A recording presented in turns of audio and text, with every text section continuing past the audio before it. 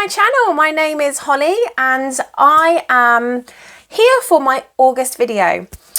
Well, if you are new around here, welcome. Thank you very much for checking in.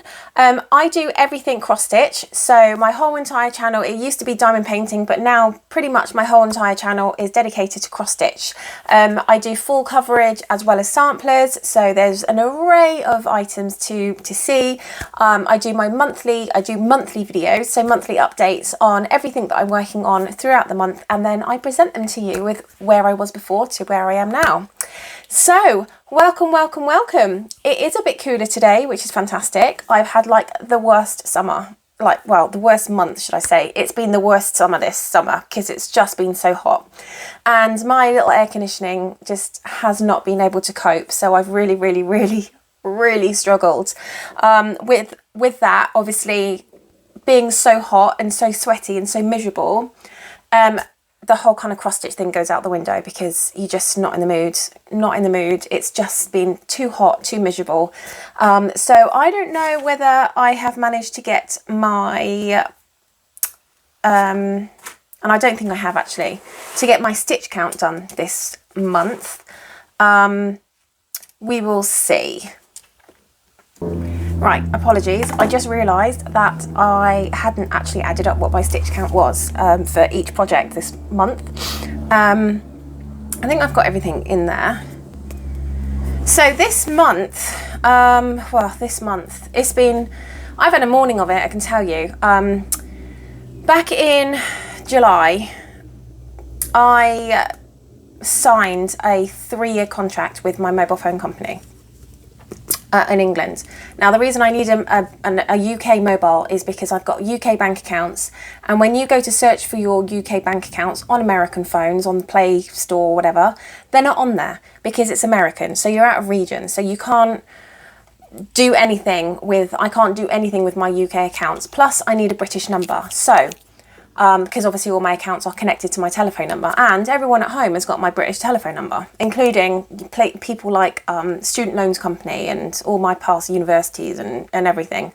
So it's just too big an ordeal for me to just wholly go to an American phone, because I really still need my UK bank accounts, because I've got, things coming out, storage and whatever.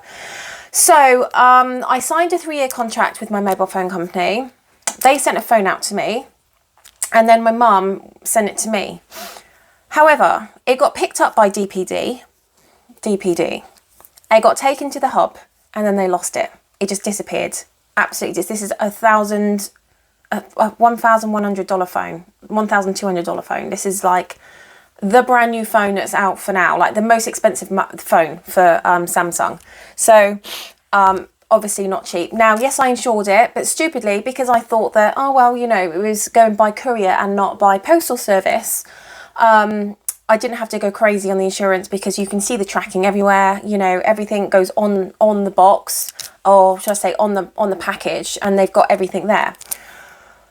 But they put the wrong label on it. It was when it got to the DPD, they somehow put someone else's label on my box. Don't know how they done it, and they can't even track to see what label that was. So I have literally spent the whole of July and the whole of August trying to sort this out, and I've just got an email from them saying that they are only going to provide me with the money equates to what my phone was insured to, which I think is absolutely diabolical.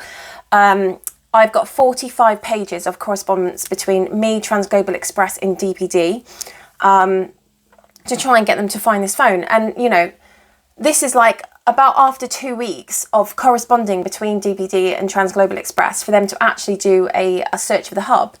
After 2 weeks, because they kept closing the case, they're like, well, we don't need to do a hub because it's been signed for by such and such. Well, this is the thing, because they put someone else's label on it, my box was not my box. So when there was like an image, when they got given the image, it was clear that it wasn't my package that was signed for. They put my label on someone else's package anyway. So it took a good 2 weeks for them to even go, okay, yeah, well, we might do a search of the hub now. Anyway, really unacceptable. As soon as I realised that nothing had gone in, to the system with regards to it being signed over from one place to another, I phoned them up, and this is like within days. So they would have known where it was, but because they held out and held out and held out and didn't think that they had to do any kind of search in the hub for my package, it's either got lost somewhere or it's been sent somewhere else, and you know, whatever. So yeah, I do hold them accountable and I do hold them responsible, because it got picked up from my mum's and it was in their care, and they should have made sure that the label they put on it was correct.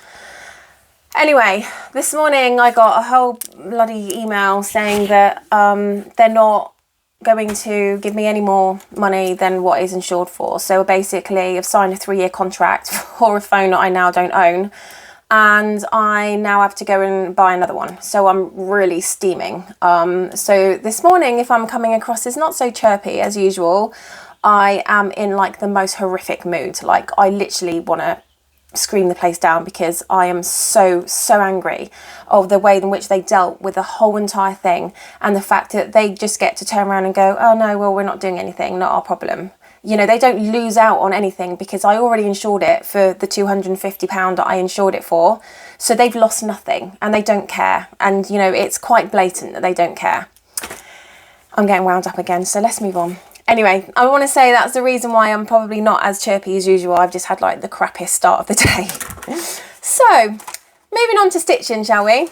I haven't got much in regards to haul. I do want to give a shout out to Tanya, though, at Stitching Addicted, who, bless her heart, is doing this project. And I actually saw it come up on her when I was watching one of her videos, and I was like, oh my goodness, Tanya, I love that. I didn't obviously have it at the time, but I absolutely love the design. And she said, oh, maybe we can do, you know, a Stitching SAL together.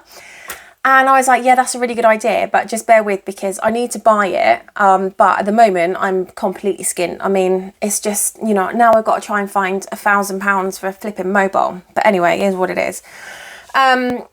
So I put it in my wish list anyway, because I don't know why I put it in my wish list, but I did. And I popped it in my wish list, and bless her little heart, she bought it for me. And I just want to say, like, the biggest thank you to Tanya. Thank you, Tanya. You are an absolute sweetheart. You didn't have to, and you did. And I just want to give you like a massive thank you from me personally. With regards to like work's gone a bit quiet this month. Last month, a lot of people got injured horses. A lot of people have been on holiday because it's been like summer holidays. A lot of people are selling horses. So it's kind of like sort of turned everything on its head. So all of those regulars, I think I had about 5 or 6 regulars. I've got like 2 regulars now. So last month, I think I did like 3 horses, which obviously is not helping my financial situation at all. So bless her little heart, thank you. Luckily, though, when I was feeling a little bit more, what should I say, financially viable, I did buy loads of skeins of thread. So with regards to actually kitting this thing up, I already had these anyway, and these are what I use in order to put my I use these kind of as floss drops. They're not really floss drops, but they're thread organisers. So, and I've got pretty much all the floss. I think I had to order 18. I don't know why. I ordered like 3 sets. Oh no, I think it was because I only had so many of one set. I think I only had to order like 18 threads. So that came to like $1. It's like really ridiculous, like $2 or $3 or something, including shipping. So really looking forward to starting that. Tanya, thank you very much. Now I've downloaded it onto my pattern keeper. It looks like there's quite a lot of bulk stitching, which is fantastic. I love it. Okay, so this month, that is basically the end of the haul. I mean, something I didn't even buy, and then I bought 18 threads. Anyway, so this month was numbers 18 and 24. 18 and 24. So, funnily enough, on my over 100,000 stitches on my Whip Go, that is Gobbler Farm twice. So I had to do 1,000 stitches with Gobbler Farm. So, how many did I make with Gobbler Farm this month? 1,027. And I'm at 1.70. So let's get this little baby out, shall we? Just going back to the mobile phone thing. Like, I know it's a pain in the bum, and it's like a complete pain in the bum to me, but let's just put this into perspective, shall we? There's just been a massive hurricane in Florida, and some people have lost their houses, so it's just one of those things that's like annoying, but I do appreciate that I need to put my life into perspective, and some people are way worse off than me, and I appreciate that. Yeah, good job, Holes. Where is it? There we are. So yeah, all of you guys in Florida who was affected by that hurricane, I apologise. Luckily for us, we got a bit of drizzle and that was it. Didn't really get much in the way of rain. It was just kind of a bit of an anticlimax, really. But I know some friends in South Carolina, you know, they lost electric and things like that. So yeah, absolutely horrible. Right, where are we? Gobbler. So yeah. That's this one. It's by Donna Gelsinger and it's charted by Heaven and Earth Designs. I love this one. Really, really, look at all those stunning colours. Aren't they gorgeous? I love autumn. Autumn is just like amazing. Absolutely love it. Or fall, as you lovely Americans call it. So, I don't really know what I've done with my frame. My frame's gone a bit doolally. I think I've broken it somehow, and I'm not really too sure how. So anyway, I don't know really what to do with this, because it's every time I stretch it, make it more stretchy, it kind of breaks it even more. So this is where you saw it last time.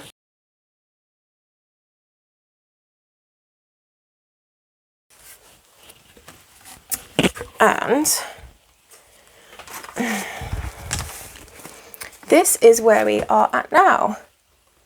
So filling in the blanks, trying to get as many of these bits up there. Still got some rogue stitches, but I'm trying to get this looking like a nice clean square of stitching, or rectangle should I say, a nice page, because I'm doing this page by page now. And clearly in the Royal Rose method, as you can tell, but I don't always stick to the Royal Rose method. It kind of, my stitching changes every single day on how I feel. That one's being done on 20 count 1/1 full cross. I don't do anything half cross. I don't even know why, but I don't. But yeah, so that is the first project. I am enjoying it. There's not a huge amount of like block stitching, so I do find that it's a very slow progress. Some of the other projects that I've got are there is a lot of block in them, like block colour, so you tend to get loads more stitching done than usual. I spent 4 days on that, so yeah, 4 days. I'm not full 4 days because I've been like doing lots of other stuff. I had all of my property bush hogged in August. And then I've just been tidying around, trying to get everything sorted, getting the fencing done. I've been seeing builders with regards to my arena, so I'm hoping that starts back in September. So, I mean, I've been here and there and everywhere and been doing this and that, and my banking and admin. So, although it says for 4 days, they're not full like 8-hour days stitching, because for some reason, I can always find stuff to do. So anyway, so that is the first one. Right, the second one is, we'll just go in order that we've got here. And I just warn you, my stomach is going to rumble any moment, because I can feel it. So Gobbler Farm. Let's do... Okay, so this one is a full coverage Fanatics. It's not one that was called on my whip go this month, but it was turquoise full coverage Fanatics this month. And so obviously I had to bring out my beautiful Rise of the Witches by Lisa Parker. Looks just like my kitty cat. Charted by Heaven and Earth Designs, of course.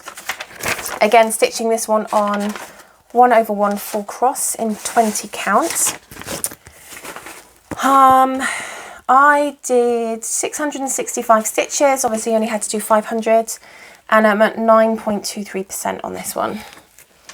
So 9.23. This is one that I feel like I've actually did make some kind of difference. So this is where you saw it last month.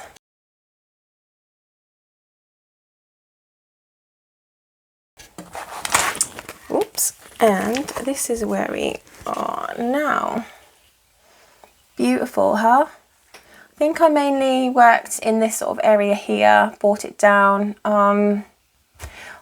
This was like quite a blocky, which was great. A lot of this up here is very confetti heavy. So for me to be able to get my stitch numbers in, because I knew that this month was going to be a bit like crazy, I decided to kind of work over here. So that is the reason why I went for that area. 20 count 1/1. I just love how the stitches sit. Look how beautiful those stitches sit. Aren't they gorgeous? They just sit so well together. I know I keep banging on about that every single month, and I apologise. But there's just nothing bulky about that at all. Full CXC. But yeah. So I think actually the cat comes in this bit here, starts to come in. So that'd be exciting. I'm really looking forward to getting the kitty cat in there. But that's lovely. What else? Okay, hang on 1 second. Where am I? I'm lost. Rise of the Witches. Okay, so 18 and 24. Gobbler Farm.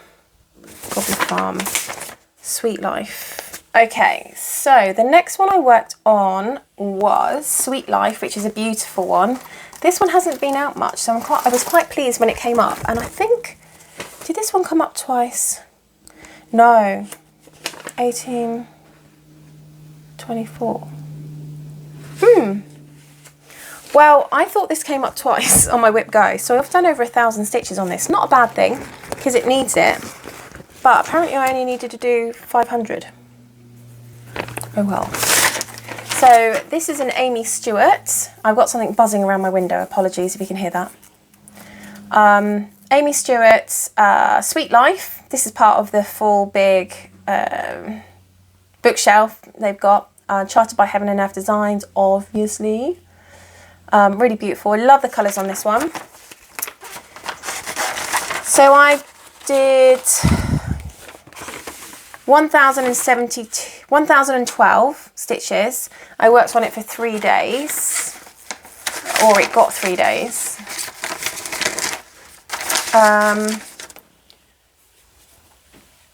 So this is where you saw it last time.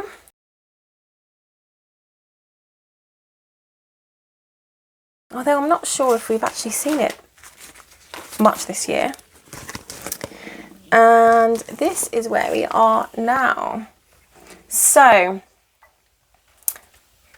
just trying to fill in the blanks here again. All these little rogue stitches.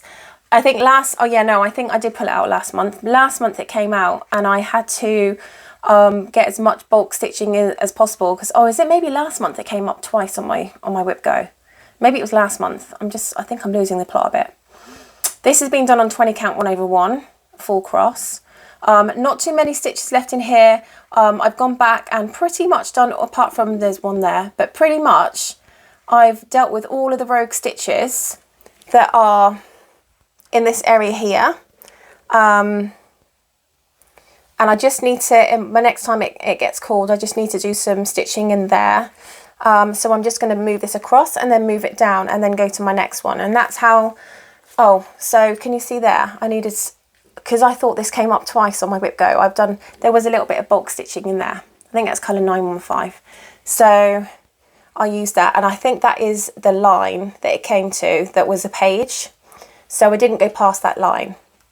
I just took it down to sort of the next square. I think the line was two stitches up, but I took it down to the next square, and then I'm just going to stitch down and then go to my next page. So that'll be really, really exciting. But look how gorgeous that is. Isn't that beautiful? I love this. I love it. I love working on it, but it is proper confetti. Like, it's unbelievable the amount of confetti on this, especially in this sort of area. Can you see? It's craziness. Craziness. But really beautiful. And I think that's what makes up for it. So that was Sweet Life, and I'm at 6.74% on that one, which isn't too bad. What are we?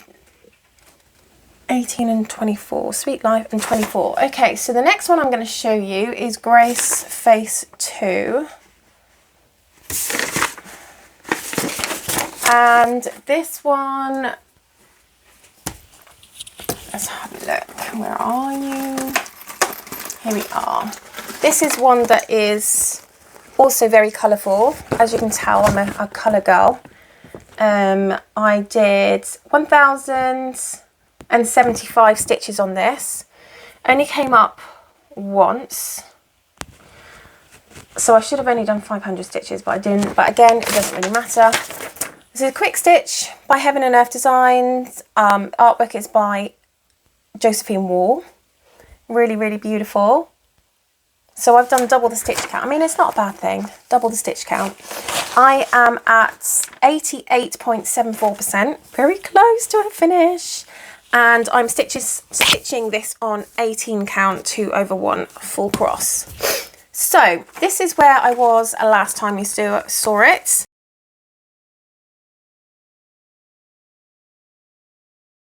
And this is where I am at now. So there. Started coming down the face, this area here. Still trying to fill in the rogue stitches here and the rogue stitches there. But obviously, because I thought that I needed to get 1,000 stitches in, I basically spent most of the time in this sort of area here and down here. I think I got 5 colour completes on this one. So I am at, where am I? I swear I did just have, I was here. Bear with. Right, so on Grace Faces, colour completion wise, I am at, where are you? Okay, 1, 2, 3, 4, 5, 6, 7, 8, 9, 10, 11, 12, 13, 14, 15, 16, 17, 18, 19, 19 colour completes. And look at all those zeros. Let me see if I can, there we go. Look at all those zeros. Amazing. So yes, 19 colours are complete. And then the great thing is I've got lots of stitches with like lots of colours with 1 stitch that I've got to do left, 2. So I've got 3 that I've got 1 stitch left, 2, 3, 4 that I've got 2, 2 that I've got 3, 3 that I've got 4, 1 that I've got 5. So, I mean, I could go through and like colour complete another probably 10 to 20 stitches on this. Colours, sorry. The most amount of stitches that I've got left on this, like, so the colour that's got the most amounts is only 295 stitches. So that's not bad. That's not bad. So we're not huge numbers here. We're not huge numbers. So I don't know. Don't know if I'm going to get it completed by the end of the month, or at the end of the year, sorry. But I certainly should have it completed by next year, 100%. There is going to be a massive issue if I haven't got it completed by next year. It's blowing a gale out there. I can hear it. I can hear it. So 18 count 2 over 1 on that one. And then 18 and 24. The next one I'm going to show you is my really beautiful small one by Peacock Love. Peacock Love, Josephine Wall again. This is too cute. Can you hear that? That's crazy. She says, however, it's not here. So bear with me 1 second.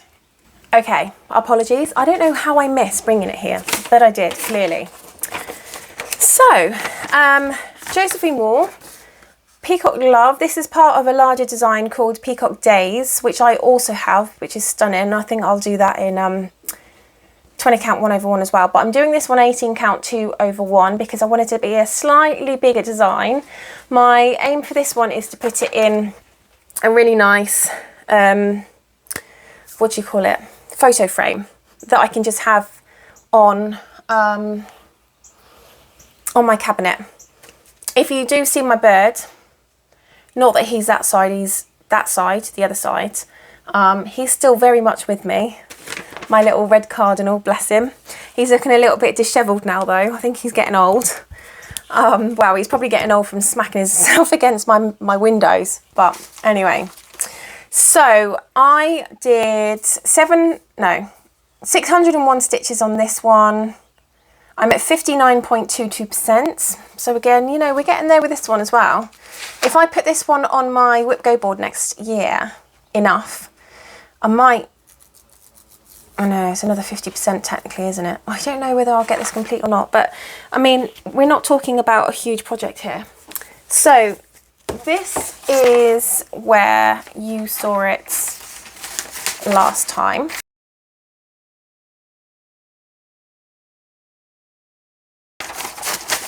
Sorry. And this is where I am now.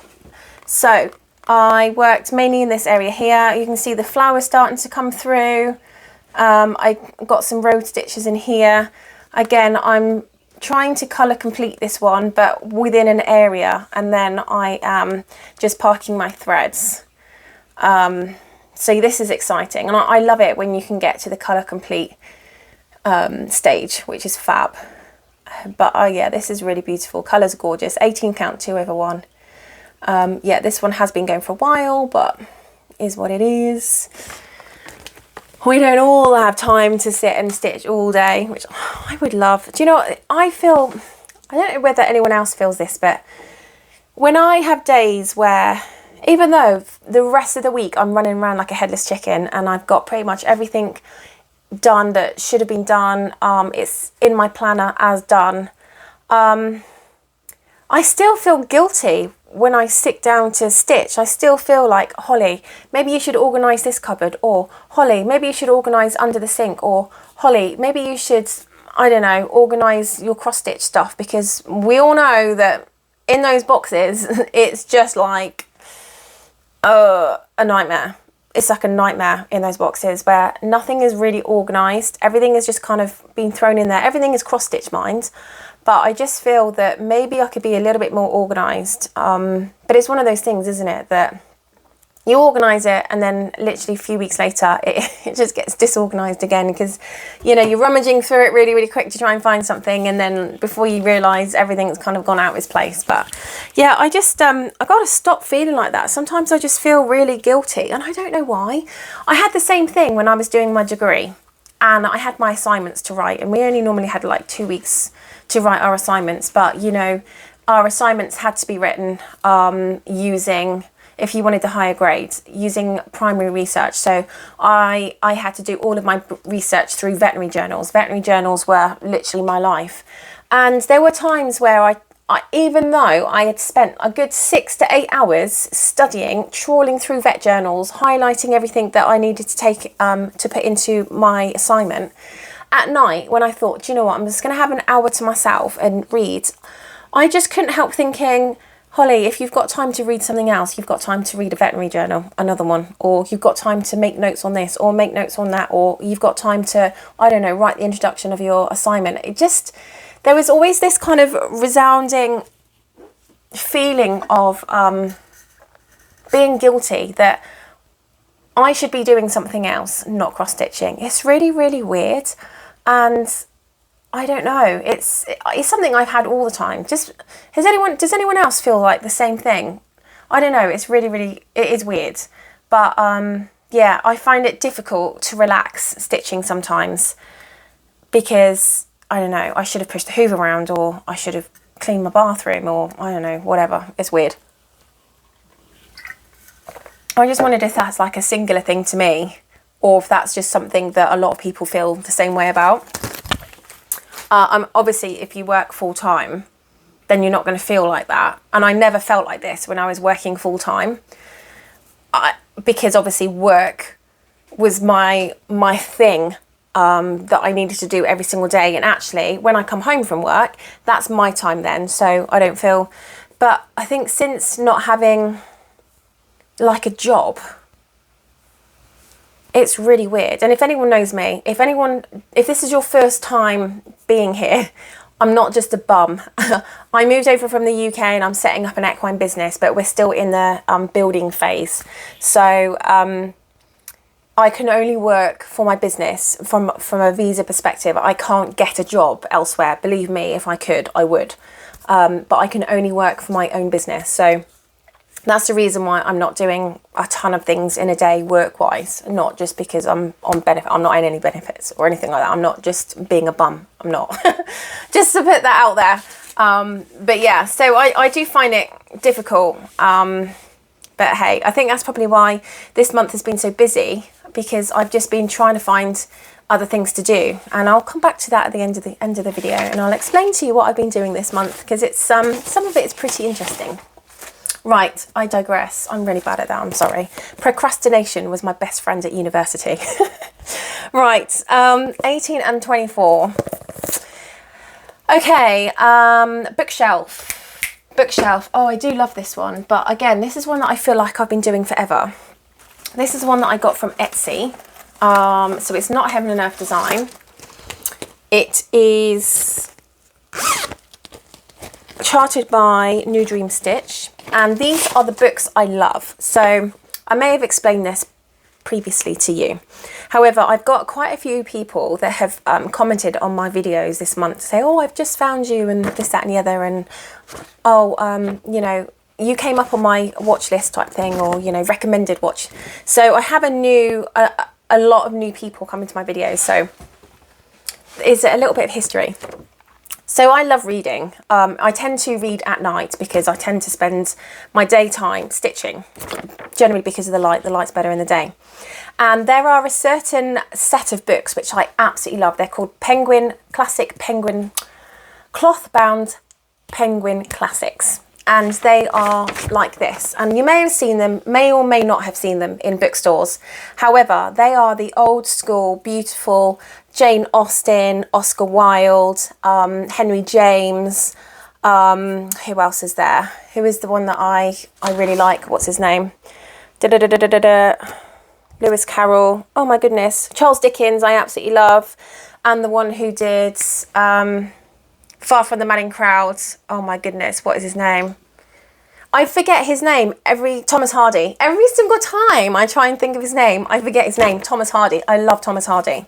So I am collecting these books. Jane Austen's are stunning. The Sense and Sensibility book, which is pink, it's not actually shown on here, is beautiful. And the Thomas Hardy, Not Far from the Madding Crowd, but it's the other one that he did. Oh my goodness, what the hell is that name? I can't remember, but it's got lots of bees on it, and it's really, really beautiful. And it's one that is really well known, and you're probably shouting at the screen right now.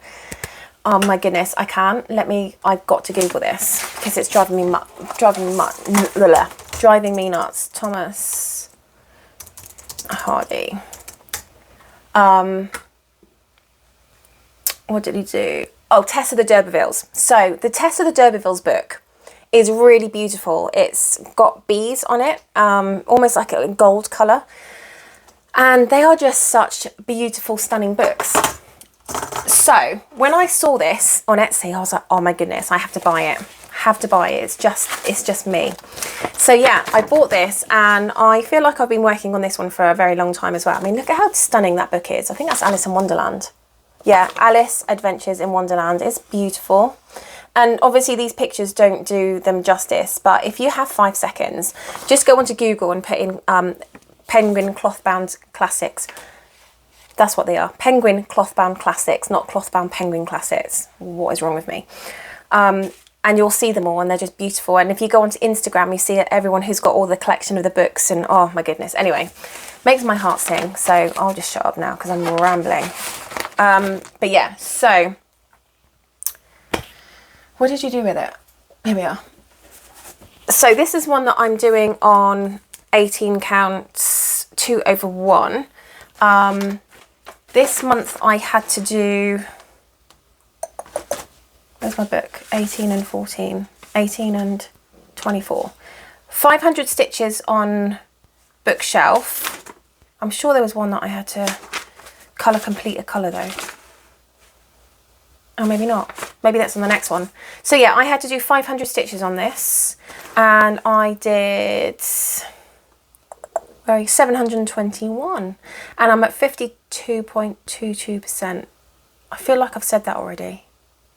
Oh no, the 22% was Peacock Love. That was 59.22. Yeah, 52.2. Yeah, 52.22%. So this is where you saw it last time.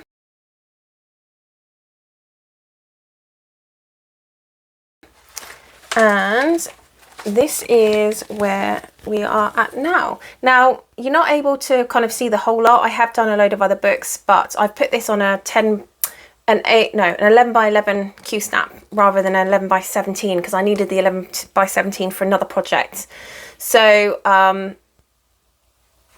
don't even know. I don't even know what I worked on this month. Maybe I can't even remember because I never look at the befores when I do this. So I'm not 100% sure what I worked on, unless it is on here, in which case, let's have a look quickly. Okay, there we are. So, yes. So it looks like I've worked on this book here and this book here. I've done more of the orange and the burgundy. So that's how I got my 721 stitches. Now I like this because a lot of it is bulk stitching, which is fantastic. So this is a really good one to get your stitch count up. It is. And it's nice because it's 18 count 2/1 as well. And you know, I absolutely do love, excuse me, hiccups. I absolutely do love working on the 20 count 1/1. However, I really like doing the loop stitch start, and I can do that on the 18 count 2 flosses because I just fold one floss in half, and then I can do the loop method. So yeah, that is that one. Right, the next one, I think that's all of my whip goes, but I did tell you that every Sunday and Monday I work on Bountiful Bookshelf and what was the other one called? Peonies, because they're quite big projects and I want to try and get ahead. I feel like I've been working on the Bountiful Bookshelf in the same place for forever, like 3 years. It's ridiculous. So Bountiful Bookshelf is this one. This is charted by Heaven and Earth Designs, and the artwork is by Amy Stewart. Obviously, I have a love of books, so this is where I decided I was going to buy this one. Now, this is the supersized max colour because I just wanted to have like a supersized finish, and I absolutely love working on this one. I did, however, buy the Outlander book this month. Bless him, my dad sent me some money. He's so sweet. I was like, Dad, I'm a little bit short, and he was like, okay, here's some money. So I bought the Outlander book.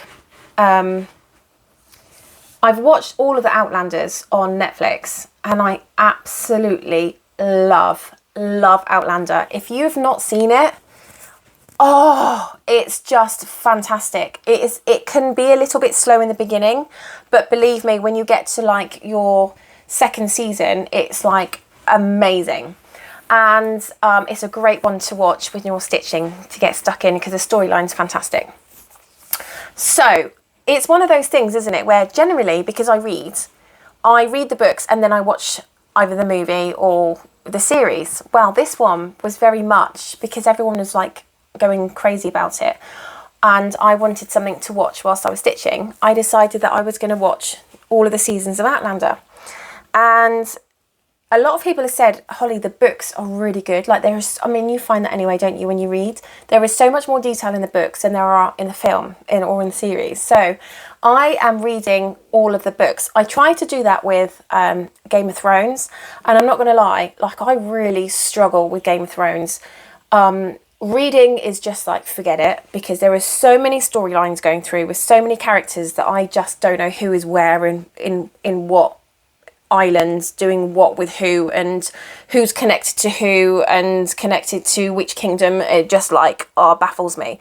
And I found that even watching it, I honestly, I had to watch seasons over and over and over again, like the first season over again, because I'm like, who is that? Like, was he like here last time? You know, I thought he was with King's Landing, but no, it seems like he's with like the Lannisters, and oh my goodness. So yeah, completely throws me. But Outlander is really, really easy to follow.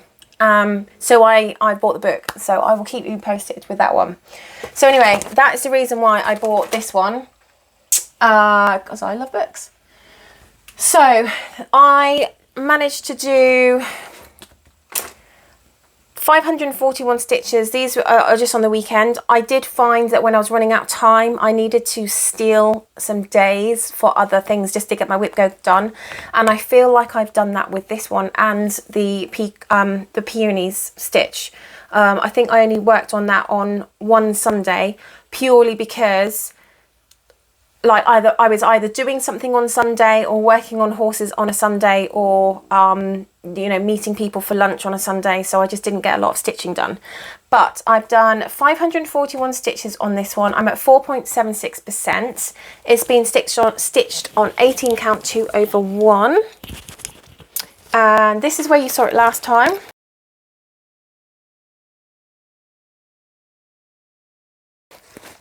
As she says, as she knocks herself out with the thing. Right, and then this is where we are now. So I can tell you 100% that I've been working on this bit here and a little bit in this book here. So what I was doing originally, I was going down this road of like, right, I'm going to get this complete, and then I'm going to get this complete, and then I'm going to get this complete, and then I'm going to get this complete. Realistically, and I know, what I need to do really is get this complete here, so I can actually shift over my Q-snap, and then I can start on this big book here, because I think it's a Cinderella book. However, there isn't a hell of a lot of space for me to put a Q-snap on this, because stupidly I only left a 2-inch gap on this, not a 3-inch gap, which is what I normally leave. So it's not impossible to work with, it's just not easy. And obviously working downwards, I would need to move my Q-snap downwards, and this is a 11 by 17.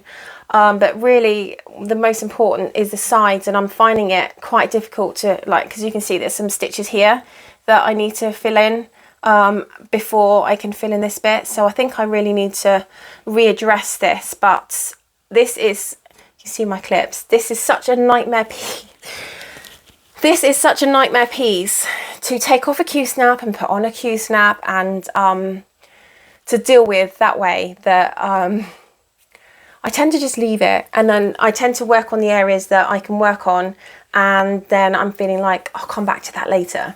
So that is why this area here is the area that I worked on this month. Now, I do feel, maybe it was because of last month as well, but I do feel that I did more than 500 stitches on this, but maybe I didn't, you know. But yeah, it's looking different, isn't it? It's certainly looking a lot more like, bam, you know, we've got a lot more coverage than that, which I'm really pleased about. So I cannot wait. I cannot wait to get onto this one. But again, I want to get all of this finished completely so I can move the whole entire Q-snap to like here.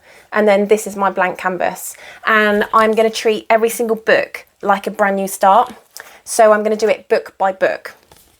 That's the plan anyway. Whether I go with that or that's kind of what ends up happening, just check that that's not landing on my candle. I'm setting fire to it. I've got a candle. Can you see a candle in the background? I wanted to check that I didn't actually put it on top of the candle. Setting fire to that piece. I'm not restarting it. No. No way. Okay, so the next one I worked on was,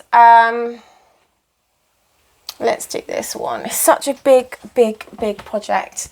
Let me show you what the thing looks like first. Peonies, beautiful, gorgeous. I love pink, but I love like this colour pink, not like, I love bright pink, but you know, I love pink that's not kind of really sickly pink. So like more of the duskies and light pinks, they're my thing. This is one that, this is basically a picture I found online, and I decided to chart it myself. So I'm using Threadbare, and I charted it using Threadbare, and yeah, just kind of working on it every single either Sunday or Monday. So depending on how I'm feeling, if I'm feeling this one or the other one, I might switch out the days. But yeah, this is really beautiful, and I'll tell you what, the colours, these colours in these flosses is bang on what I wanted, 100% bang on. I didn't do a lot on this one. Like I said, I think I may have stole a couple of days for other things, and I didn't even write this down.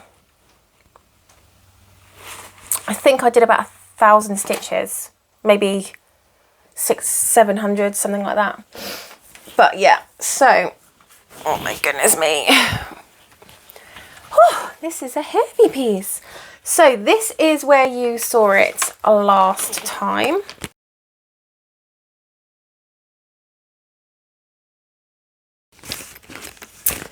And this is where we are at now. It's so heavy.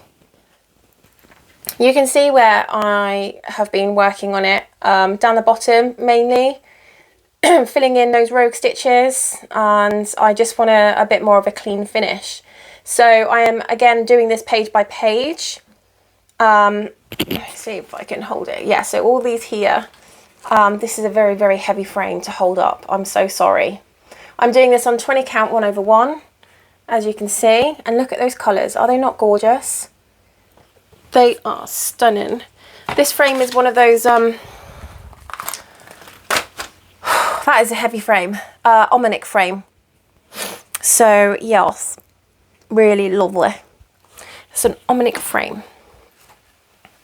But I have to use both of my, so when I work on that one, I can't work in the normal place. So I've got, I don't know what you'd call it. We call it a puff at home. That you put your feet on. I think you just might call it like a footrest here, but it's like one of those big ones from IKEA. And what I tend to do with this one, because I have two Lowry frames, I put one Lowry frame either side of my foot stand, what do you call it, footstool or whatever, and then I sit on the footstool obviously. And then this whole kind of big frame is in front of me that is connected by two Lowry stands. So that's kind of the only way I can work on it. What I was doing is I was working on the sofa where I normally work, and I had one Lowry stand on the left hand side, and on other side I had loads of pillows and things that were stacked up just to keep it level. But I just found that it just was a bit of a nightmare. So yeah, when I work on this one, I do it on two of the Lowry stands. So one Lowry stand is not tight at all, so that when I move it round, flip it round, the left hand side, or the one that is closest to the stitching, that's the one that I tighten up and untighten when I want it to stay still and when I want it to move. So the other one just, you know, it's loose, so that you don't have to keep turning both of them, if that makes sense. So that's basically my setup for that. Probably not the best setup in the world.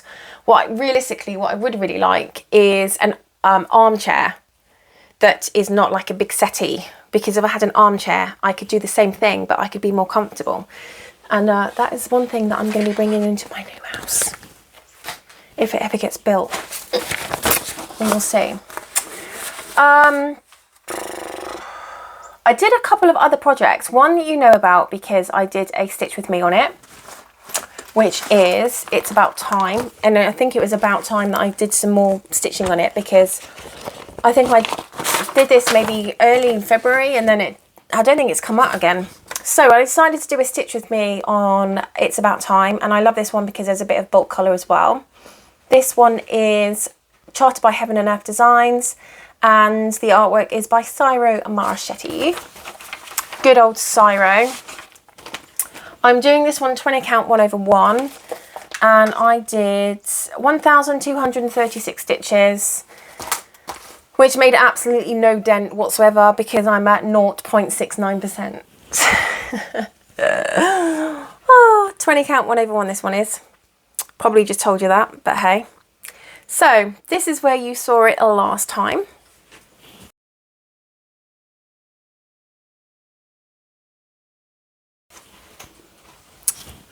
Oh my goodness, I keep getting, for some reason, I keep getting bits of the window, something off the window or something from the ceiling landing on my work, and I keep getting all these spots, which is driving me to distraction.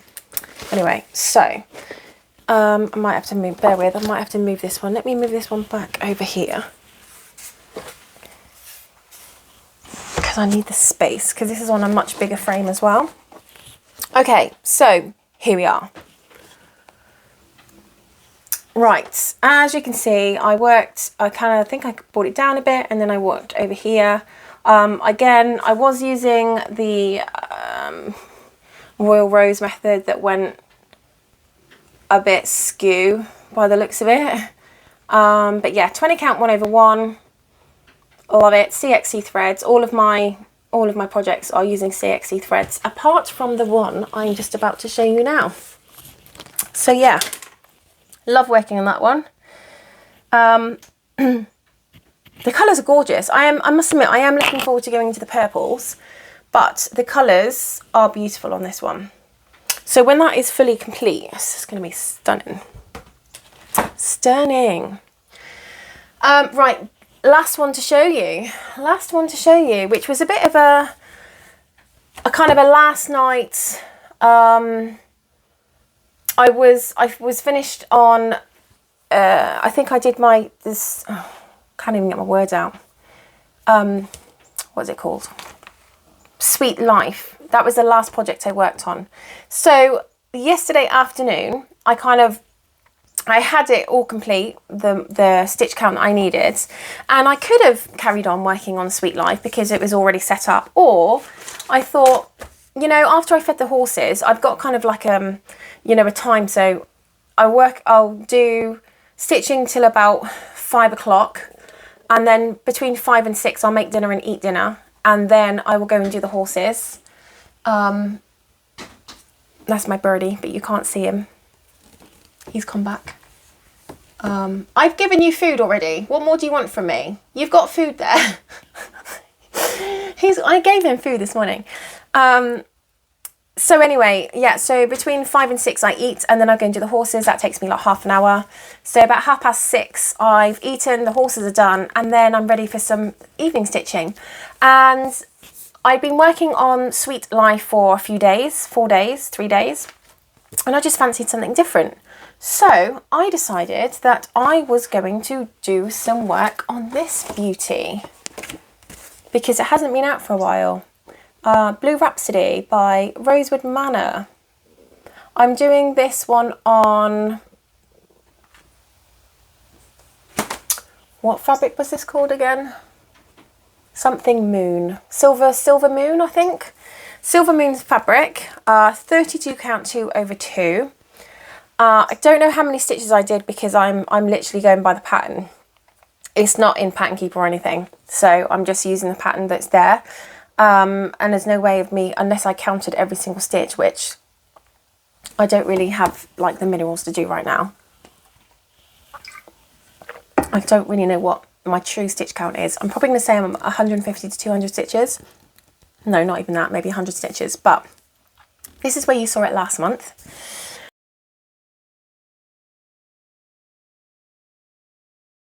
And last time, and this is where I am now. that buzzy thing's driving me nuts for a start.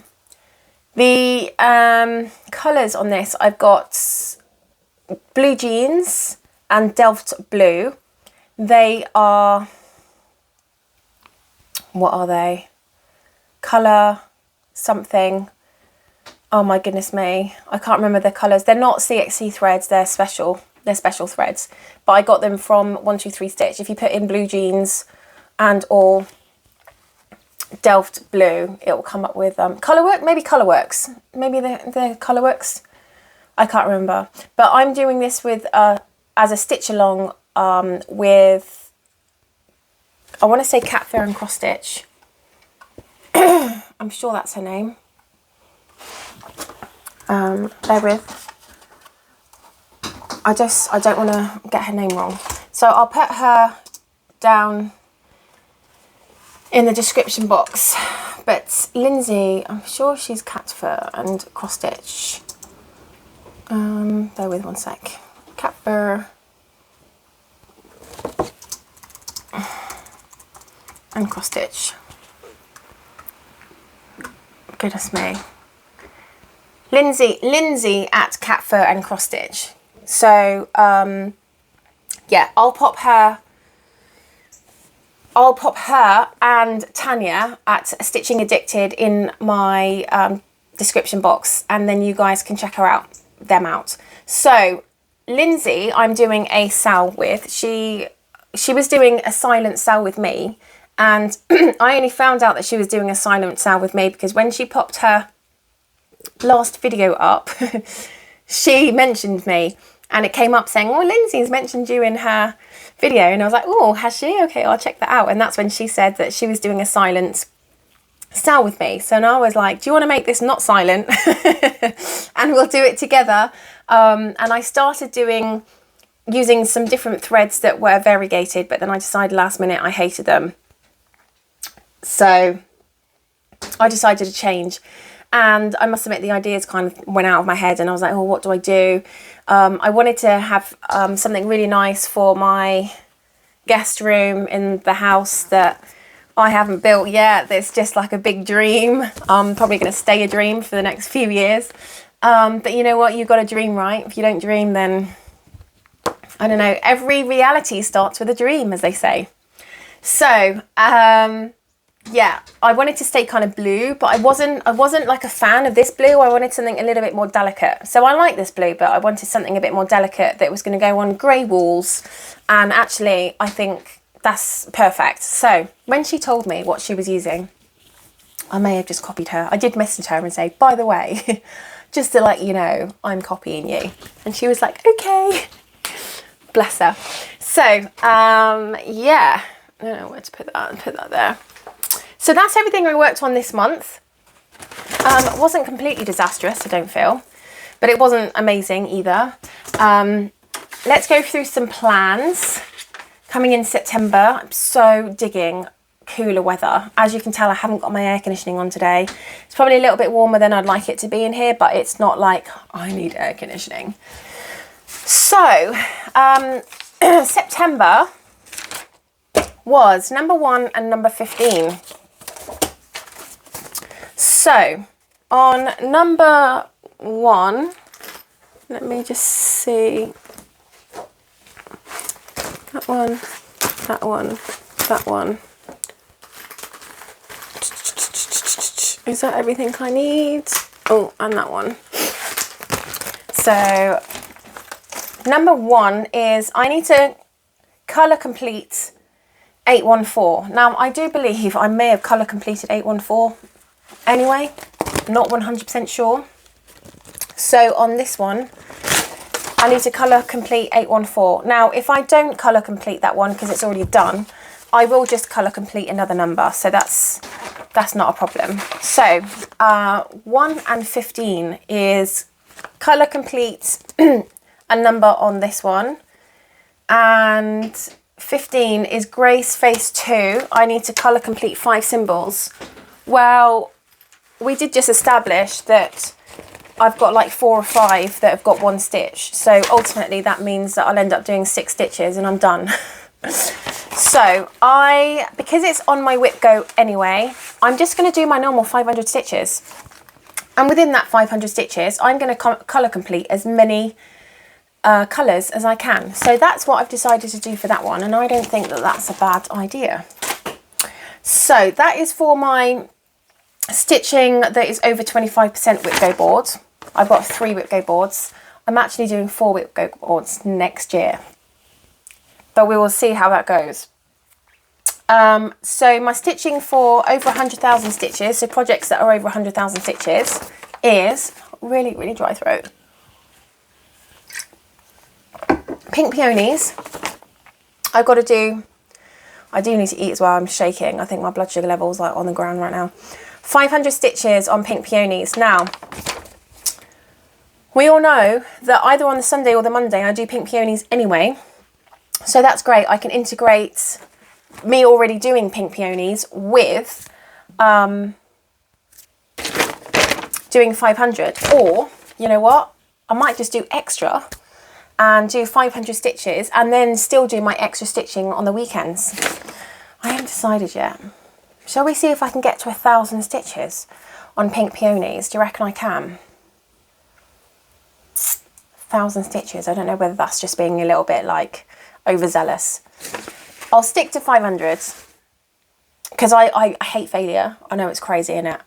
But like I hate not making my whip go goal and I hate not making, like if I say I'm going to do something, I do it. So let's stick to 500 stitches but aim for 1,000. We'll do that. We'll do that because then I'm not a complete failure if I come back here next time and I'm like, oh, I only did 500 stitches. But given that I have a few more days in the week over anyway, we'll see what we can do.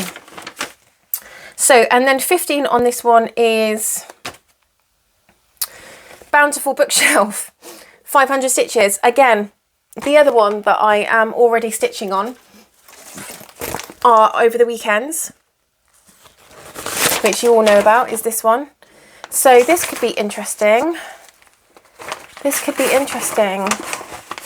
So should we see if I can get 1,000 stitches on that one? Well, let's just see. Let's just see. You know, you don't try, you never know. I don't know what's going on with my horse at the moment. What is she doing? I don't know what she's doing. So that is 100,000 stitches, and then 1 and 15 on under 100,000 stitches, which is this one here. Number 1 is Colour Complete 1 Colour on Bookshelf. Which I've just showed you. You know the bookshelf that is the cloth bound classics. This one. So on this one as well, I've got to complete another colour, 1 colour. So basically I've got to colour complete 2 colours. And then on 15 is Resistance. Resistance is Futile. 500 stitches. Which is this one. This is a long dog sampler. And I think I'm down to this one here now. I'm doing this on colourway 917, 28 count, I believe, 2 over 2. I don't have this one to show you at this moment in time, but I obviously just bought this because it was part of my plan. So yeah, Resistance is Futile. I've got to do 500 stitches. So you know what? This month is a pretty easy month. And then for Full Coverage Fanatics, the colour is brown. I like brown. I don't really like brown. Brown's a bit of an odd colour. Oh, hang on a minute. Oh. Okay, right, I'm going to need your help on this one because I've just seen something. Now, I don't know whether this is cheating, but ordinarily brown would be like, yeah, there we go, that's brown. I mean, it's orange and brown, but there's a lot of brown in there. Or do we go, yes, I know Dahlia is, you know, yellowish, but there is a bit of brown in there. Now there is, because that is made up of 780 and 782. So I can tell you, hands down, that those colours are a brown colour. So here we go, guys. Am I doing my Full Coverage Fanatics in Gobbler Farm or Dahlia? You decide.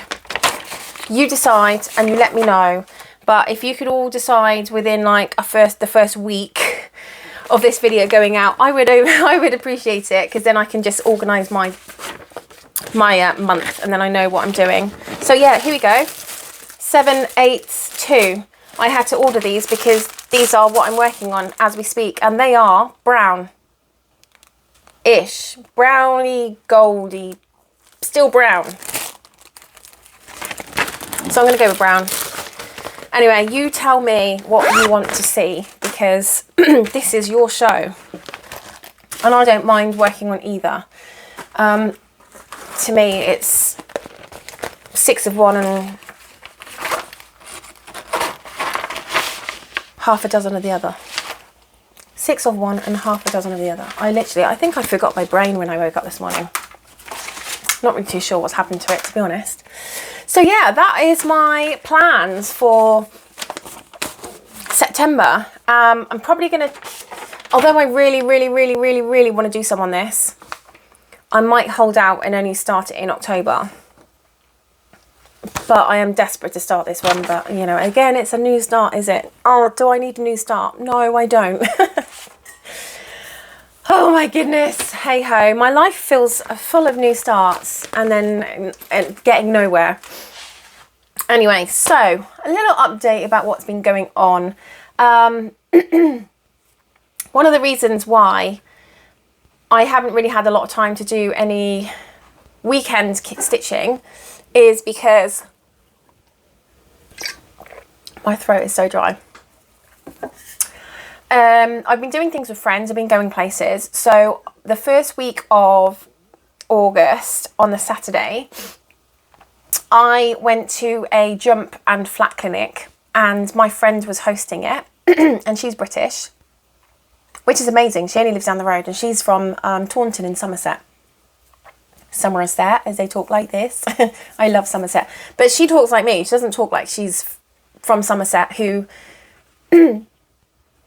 I would say, I know maybe this is the wrong way of saying it, but, you know, if you said to someone that isn't from Somerset, how do people talk in Somerset? They will say they talk like farmers.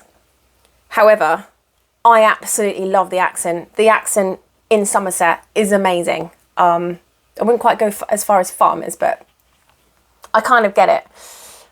It's a really cool accent, and it's a little bit like the Bristolian accent, which is kind of as it gets into Gloucester, it, you know, waters down a bit. So yeah, it is a lovely accent, and but she doesn't have an accent, which is bizarre. So she talks like me, even though I don't feel like I've got an accent, but everyone says I've got an accent. Everyone that's American is like, oh my God, I love your accent. I'm like, I don't have an accent. What are you talking about? You know, I'm from England and I don't have an accent. You've got an accent. But anyway, so yeah, that was really nice. But when I took my friend Jess, and when we went there, the owner of the yard where this was being held, bless her heart, her horse ended up putting its leg through the fence, and like when I said it did a proper job, it did a proper job. It staked, it had like a whole entire fence post that went through one side of its leg and out the other, like it had been completely staked. So she was freaking out big time, and I was just like, call the vet, I'll deal with this. So I was there in the hosing area, it was like where the wash down area is, and I was just hosing the leg to try and keep inflammation at bay as much as I could while she called the emergency vet on a Saturday. That's all you need, isn't it? Nothing ever happens on a weekday, always on a weekend. So I must have been there for like, honestly, 2 hours hosing this horse, because that's how long the vet took. Apparently he had a major incident that he had to deal with, which is fine, you know, whatever. But I think this is probably where it's really good to have more than one veterinarian that you are covered with, because, you know, if it gets to like, I mean, this was an emergency really. We didn't know if obviously it hadn't gone through a joint, it's gone through soft tissue, otherwise it wouldn't have gone through. But, you know, this is an expensive horse, and essentially just sat there with a lump of wood through its leg. So I was there for like a few hours, and in the end, I mean, it must have been 4 or 5 hours that I was there. Didn't really see much of the clinic, but that's not a problem because it was so hot, unbelievably hot, that I'm still not used to this Georgia heat in the summer. So I was fine being in the barn and hosing the horse down. But it was really nice. It was nice to see my friend. Her name's Beanie. It's such a cool name. It was nice to see Beanie, and it was nice to be introduced to some of the people that she knows and that she teaches.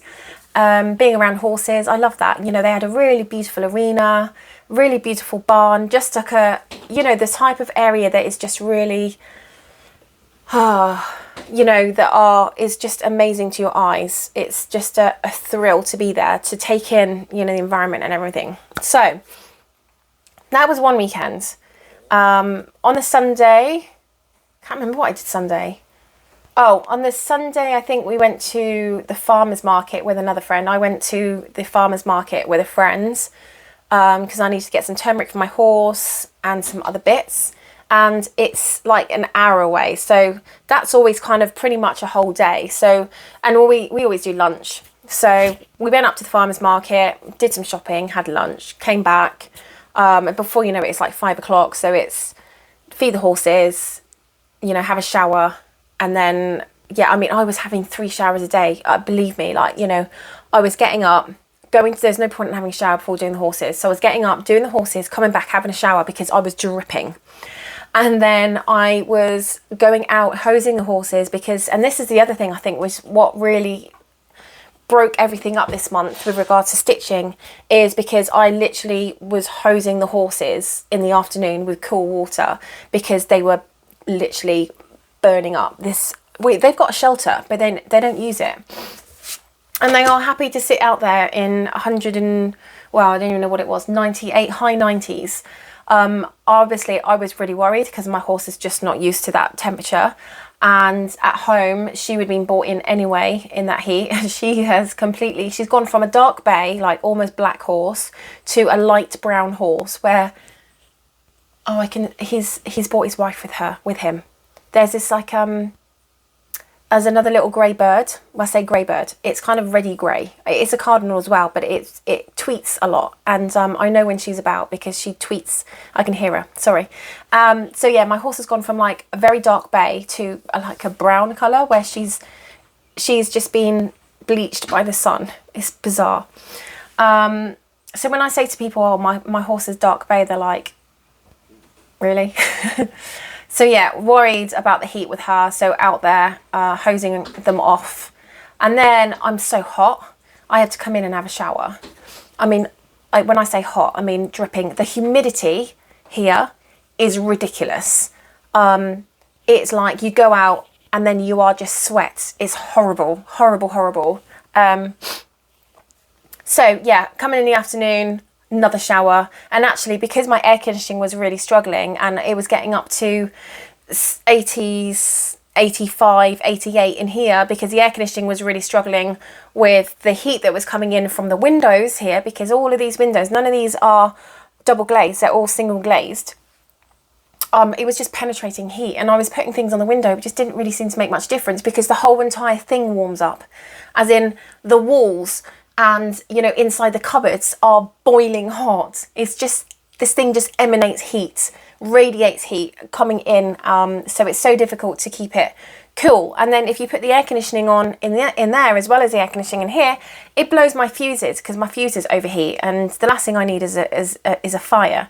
So really, really struggling to stay cool. So I go from like 98 degrees outside, dripping with sweat, to coming in here, to being like, I can't even sit down, like I feel disgusting, to literally spending half an hour in the shower, just literally cool water over my face, over me.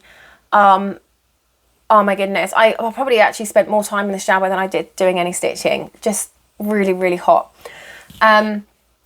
I am told that this is an abnormal summer this year. The winter was way too cold than usual. I mean, you never normally get into minus figures.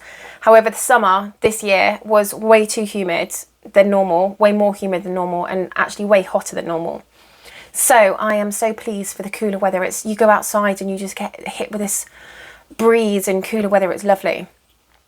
So, yeah, spent a lot of time showering and making sure the horses were cool enough. And then the Saturday after, I went and worked on my friend's horse up in Milton, which is North Atlanta. And there was like a Grand Prix thing going on in the afternoon. So I worked on the horse and then went to lunch with the girls. There was like 3 or 4 of us. They were all my clients, which is lovely. Had some Mexican and then went to see the Grand Prix, which was nice. And the Grand Prix started at 6. So it went from like a lower level, when I say kids, I mean like teenagers, up to like adults. And the adults weren't actually getting into the arena until like 8, 9 o'clock. Some of the adults were still, when they were going through to the next level, you know, they were riding at 10 o'clock at night. But it was lovely because it was cool. The lights were on the arena and it was absolutely gorgeous.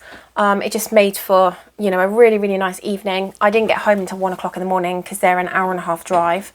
But I made sure that before I left that the horses had enough hay in the afternoon. Jess was going to come and feed the horses and put more hay in because I knew I was going to be late, but the cats were in. So luckily that day it wasn't overly warm. It was still warm, but the cats deal with the heat really well. They'll be outside in the heat. Because it wasn't so hot, which was great, the air conditioning just got left on, and I have a fan as well that I put on the sofa. So if the cats want to sit on the sofa, they've got the fan as well. So they didn't find it too bad, but they were in because, you know, I wasn't back until really late, and I didn't want it. I don't like them being out when it's dark. So I did that, and then I took my sofa down. Finally got my sofa fixed. My sofa got destroyed by rabbits a couple of months ago last year by Jess's rabbits who were staying with me. Absolutely just annihilated the back of my brand new sofa. Luckily it was only the arms, so I was able to like detach the arms because it was an IKEA sofa. But the thing that really bugged me, it was only 3 months old when the rabbits decided to chew him. So anyway, detached the arms, took the arms down to McDonough and got an upholstery guy to sort them out, which is nice. They all got sorted, so now they're back on the sofa. So my sofa's kind of one again. What else did I do this? I've done so much. I had the builder come out to talk to me about building the rest of the barn. Last week, the arena guy came out to start the arena in September. I'm just waiting for the other money to come through from my dad before we start him. And I think he's got a few more jobs on that's going to take him days. So hopefully next week my arena will be able to start, which is amazing. So we can get that finished. And then I've got something to ride, which is ride in, which is great going into the cooler weather. But I will post pictures, guys. Don't worry, you won't be left out. I'll make sure I post pictures of like everything that's been going on. I had my whole entire property bush hogged and a lot of the tree line pushed back because I just feel like over time the trees have just been, they grow and grow and grow and grow, and this big space that you've got that it just takes over, doesn't it? So anyway, he was able to go down the tree line throughout the whole of the property. And push my tree line back and bush hog my property, and it looks absolutely beautiful. And I did post the pictures on my last video, which I will try and attach to this. Attach is not the right word. Link to this video. It's my Stitch With Me video that I did on the It's About Time. So on the end of that one, that's where I showed you like what my property looks like. 'Cause a lot of people had said previously, oh, Holly, can you show us what your property looks like? And I'm like, yeah, of course. So I attached some pictures there and it looks blooming marvellous. I must admit, it looks absolutely lovely. But yeah, so just had a bit of a busy few weeks. My best friend is arriving in October. I think she arrives on the 7th of October from home. I've known her for I must have known her for 28 years. I mean, a long time. So she's coming over, which is fantastic, to spend a week with me. So that week that we're together, I probably won't get any stitching done. Just because I think, unless we're, watching a movie in the evening and she's cool with me just doing a little bit. But I want to, she's only here a week and I haven't seen her for ages. So I really want to just spend time with her. So we're probably going to do things like, she loves the theme parks. So, and I love theme parks as well. So we'll probably do like Six Flags over Georgia, probably go to the aquarium, which will be really nice. Probably go to, what else will we do? I'm going to introduce her to my friends up in Milton, so they'll be able to see her. There is a huge thing of granite here called Stone Mountain, and I've not been up it yet, so that'd be really nice to go. Let's go to Stone Mountain. One thing I did do one weekend is hang out with my other British friend Claire. I love it. I've got 2 Brits here, which is fantastic. And we had like a gin and tonic night. I only had 1 gin because I was driving, and then she was just topping me up with tonic after that.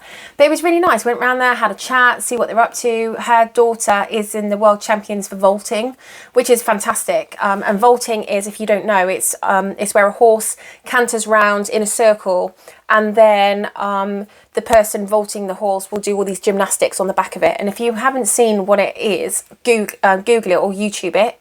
It's incredible. I mean, they're doing backflips on a horse, and it's fantastic. So anyway, her daughter was in the World Championships of that, and she's been all over Europe the last couple of months. She's been to California twice. She's been up to Chicago, in Canada. She's been here, there and everywhere. So I haven't managed to see her much. So anyway, she's back now until Christmas.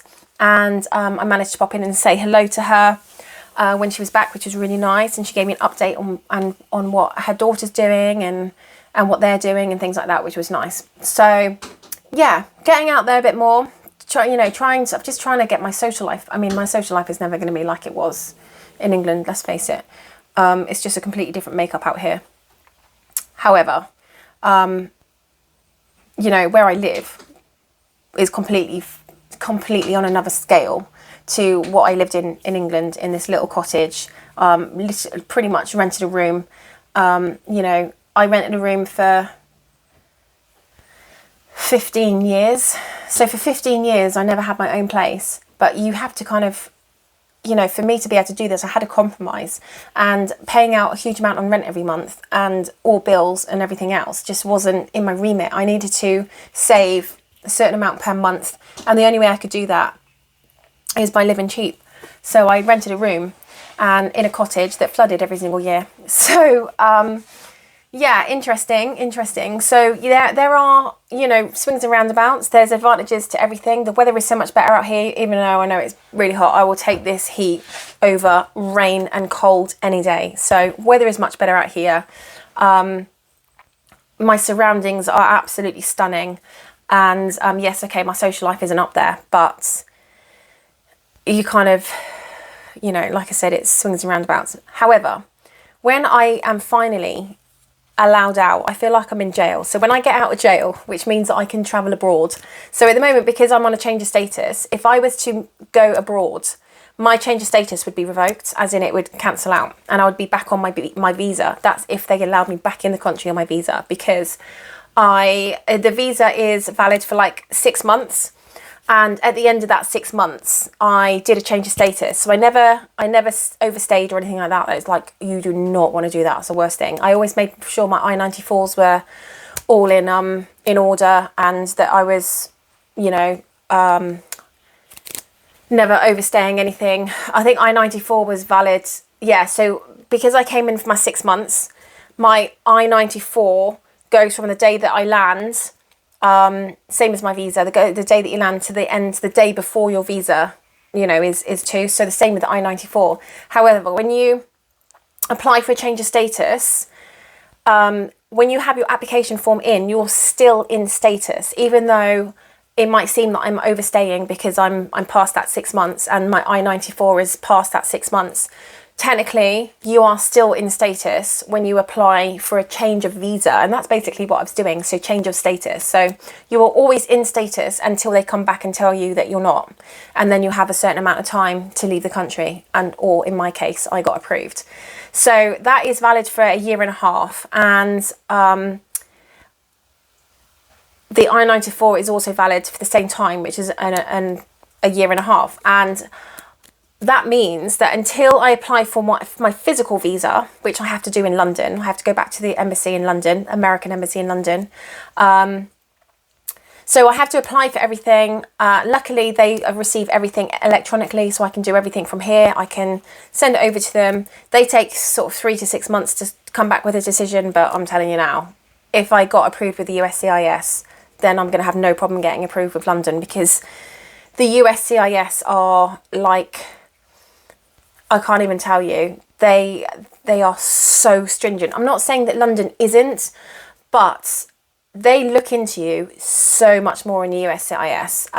And, you know, from the London perspective, I think they've only got a certain amount of time to go through all visas. So if you kind of seem legit and your paperwork's in order, then yeah, they allow you, you know, to do whatever. Anyway, so until I get my appointment, so I send everything over to London, and then they tell me, right, you need to come, and this is before they've even approved or rejected you, so you don't even know. So I have to travel to London, not even knowing, this is the crazy thing, not even knowing whether I've been approved or whether I've been rejected for a visa. Now I'm telling you now, if I'm rejected for a visa, I'm in a lot of deep water, because my cats are here, my horses are here. I have to have someone here whilst I go back to London to take care of, you know, everything here.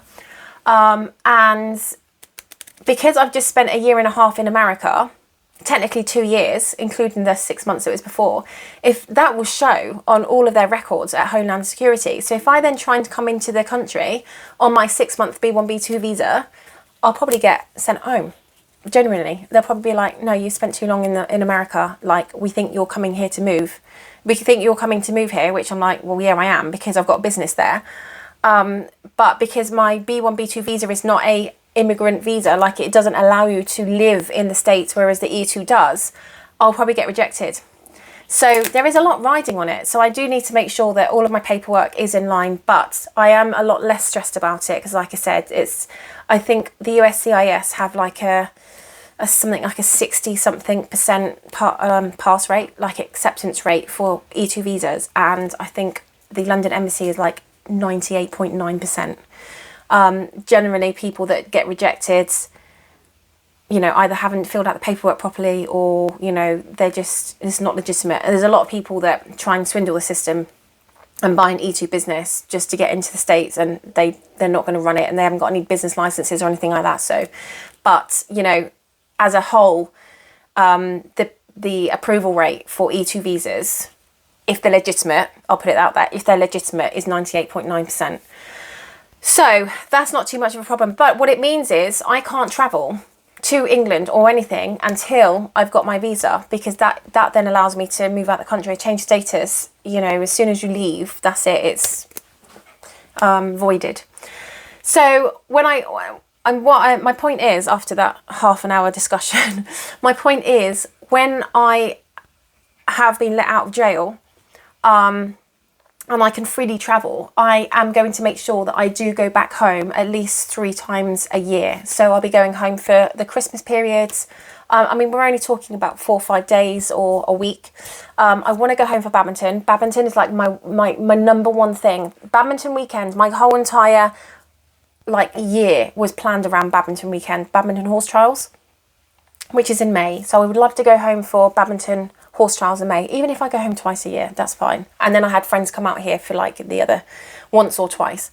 And then at Christmas time is really important to me. I might not necessarily spend Christmas Day at home, but a London International Horse Show is huge for me. And it's a time that I can get with my girlfriends. It's in London, so we can get a hotel, we can go to the theatre, have dinner in Covent Garden, and have a couple of days in London, and that will feed my lack of social life here. And you know, the time that I'm in badminton, the time that I go home for badminton, again, I can see all my friends. You know, we can hang out in the pubs that I used to hang out in, and just have like that time. And I think if I did that twice a year, that 100% would like kind of put at bay the fact that I have zero like nightlife or any kind of life here. So anyway, I'm gonna go. I've been on the phone. I've been on here for an hour and a half, and I'm really sorry. But yeah, anyway, I just wanted to give you a bit of a life update, tell you what's going on. And yeah, so thank you for checking in. Thank you to all my new subscribers that have checked in. And thank you for all of my, you know, I want to say old subscribers, but those people that have been joining me with my cross-stitch journey for the longest, I thank you as well. But yeah, I will see you in October. Oh, my goodness me, October the 1st. Months are flying by.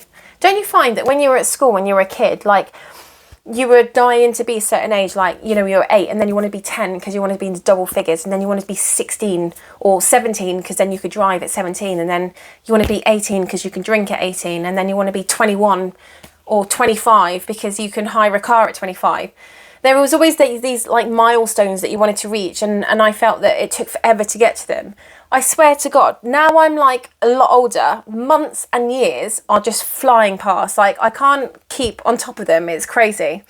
So anyway, I digress again. I'm going to leave you to it. Thank you so much, guys. Thank you for checking in, and I look forward to seeing you on my next video. Bye.